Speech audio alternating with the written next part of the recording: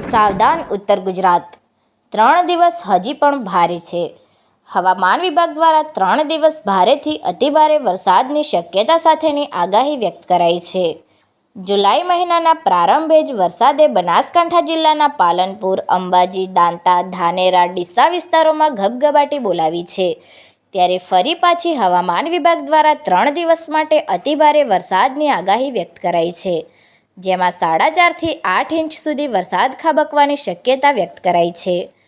જેમાં ઉત્તર ગુજરાતમાં 75% વરસાદની શક્યતા દર્શાવાઈ છે. આજે ઉત્તર ગુજરાતના બધા જ જિલ્લાઓમાં ઠેર ઠેર છૂટોછવાયો 4.5 ઇંચ જેટલો વરસાદ પડવાની શક્યતા વ્યક્ત કરાઈ છે.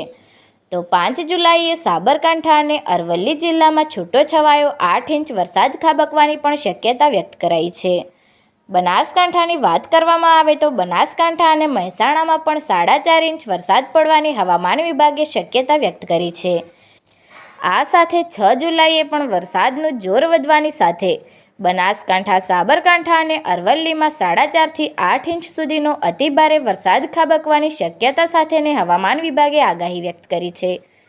આમ 4, 5 અને 6 જુલાઈ એમ 3 દિવસ ઉત્તર ગુજરાત માટે ભારે છે અને 3 દિવસ વરસાદ ઉત્તર ગુજરાતમાં ભૂક્કા બોલાવશે તેવી શક્યતા હવામાન વિભાગે દર્શાવી છે, જે મીડિયા રિપોર્ટના આધારે જાણવા મળી રહ્યું છે.